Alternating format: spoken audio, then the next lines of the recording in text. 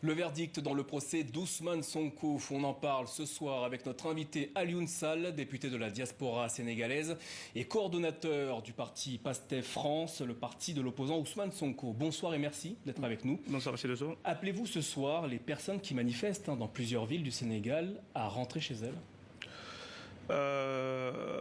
Sûrement non. Sûrement non, parce qu'avec ce verdict-là, on a envie de dire tout ça pour ça. Parce que juste pour permettre de rappeler que le Sénégal et les Sénégalais qui, avec cette décision honteuse, ont été pris en otage pendant 2 ans. Pendant 2 ans, avec des conséquences quand même lourdes de tribut. Je rappelle qu'il y a eu jusqu'ici une vingtaine de Sénégalais qui sont morts, tirés par balle par les FDS. Et jusqu'ici, il n'y a aucune enquête qui a été diligentée par les ministres concernés. Il y a aussi aujourd'hui plus de 700 personnes prisonniers politiques à cause de cette histoire. Alors, et aussi, juste pour terminer, des personnes qui sont mutilées à vie à cause de cette histoire, parce que vous avez vendu... Justement, vous n'appelez pas ces personnes à rentrer chez elles ce soir et à cesser les violences et les dégradations. Cependant, vous les appelez, dans le communiqué que vous avez mis aujourd'hui, à descendre dans les rues du pays. Est-ce que le PASTEF est prêt à prendre sa responsabilité en cas de blessés ou pire, de morts lors de ces manifestations? C'est pas simplement une question de PASTEF, c'est une question des Sénégalais. Parce qu'aujourd'hui, c'est les droits des Sénégalais qui sont bafoués. Aujourd'hui, on a un président qui pense que le Sénégal, aujourd'hui, c'est un royaume qu'il aurait hérité de ses parents. Sauf que ce n'est pas le cas. Je rappelais tout à l'heure que ce même président, pour arriver au pouvoir, le Sénégal l'avait payé 11 morts pour qu'il arrive au pouvoir. Aujourd'hui, dans son obsession de s'éterniser au pouvoir, il fait tout pour écarter tous les candidats qui seraient capables de le battre.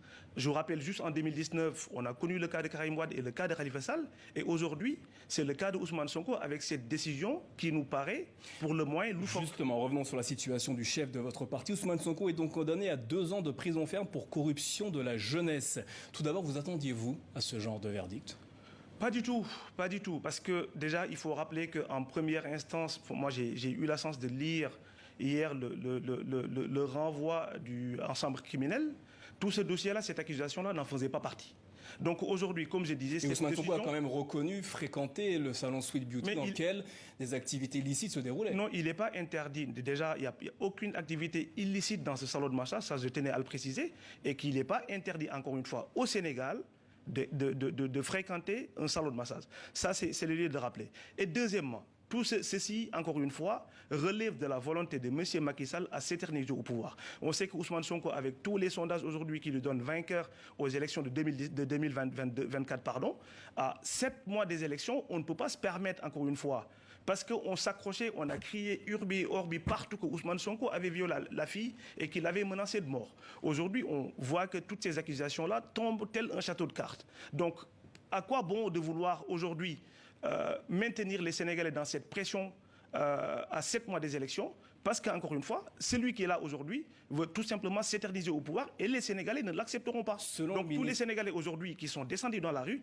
encore une fois, ce n'est pas pour la cause de PASTEF, mais c'est pour défendre encore une fois les intérêts des Sénégalais et rétablir l'état de droit. Ce soir, le ministre de la Justice indique que la condamnation d'Ousmane Sonko doit être exécutée. Ousmane Sonko peut être donc arrêté à tout moment. Comment comptez-vous vous opposer à l'arrestation du chef de votre parti? Pour nous, cette condamnation, elle est nulle et non avenue. Dans la mesure où, encore une fois, Ousmane Sonko, ça ne fait pas partie des chefs d'inculpation pour lesquels il a été renvoyé en chambre criminelle. Ousmane Sonko a été renvoyé en chambre criminelle pour un présumé viol, plus menace de mort. Aujourd'hui, Macky Sall, en voulant ternir l'image d'Ousmane Sonko et de sa famille, cette justice que nous ne reconnaissons pas même au sol de Macky Sall, l'a blanchi. Sauf que derrière, il faut trouver des prétextes fallacieux pour l'empêcher d'être candidat en 2024. Vous opposez pas son arrestation si elle devait venir? De toute façon, la rue est en train aujourd'hui de se prononcer, parce qu'encore une fois, je rappelle à Macky Sall et tout ce qui l'entoure que seul le peuple est souverain, et je pense qu'aujourd'hui, ils sont en train de le faire valoir. Est-ce la rue qui fait la loi au Sénégal? Non, ce n'est pas la rue qui fait la loi au Sénégal, mais encore une fois, le droit à la résistance, encore une fois, c'est un principe de droit inscrit dans la Déclaration universelle des droits de l'homme. Si l'État qui est censé garantir aujourd'hui le droit à tous les Sénégalais est le premier à les bafouer, les Sénégalais ont le droit de faire valoir ces droits de résistance. Et je pense que c'est le peuple en train de le faire valoir de la manière, en tout cas, qu'il pense être bon de faire, parce qu'encore une fois, on a face à des sourds qui veulent coûte que coûte imposer en bafouant les lois et les principes de ce pays. Alors rappelons qu'il y a des dégradations et notamment, on le voit à l'écran, des voitures incendiées dans plusieurs villes du Sénégal. Dans un communiqué, le PASTEF estime qu'il s'agit d'un verdict sur commande, ultime étape du complot ourdi par Macky Sall. Effectivement. Ousmane Sonko a été condamné par la justice sénégalaise et non par le pouvoir du président Macky Sall. Comment pouvez-vous porter de telles accusations? Monsieur Dosso, ça fait 2 ans qu'on crie partout que cette affaire-là était un complot ourdi par Macky Sall et il n'est sa pas justice. poursuivi par l'État sénégalais. Mais Ce sont des particuliers qui le poursuivent en justice. Non, c'est des particuliers qui le poursuivent, mais il y a la main de l'État derrière. Parce que, encore une fois, vous avez des preuves de ça? On a des preuves de ce qu'on avance. Et on a essayé de le crier depuis 2 ans. Partout où on a été invité. D'abord, pour une histoire de viol, il y a le médecin quand même, gynécologue, assermenté sur réquisition de la gendarmerie, qui dit qu'il n'y aurait même pas de conjonction sexuelle. Ça, c'est le premier élément. Deuxième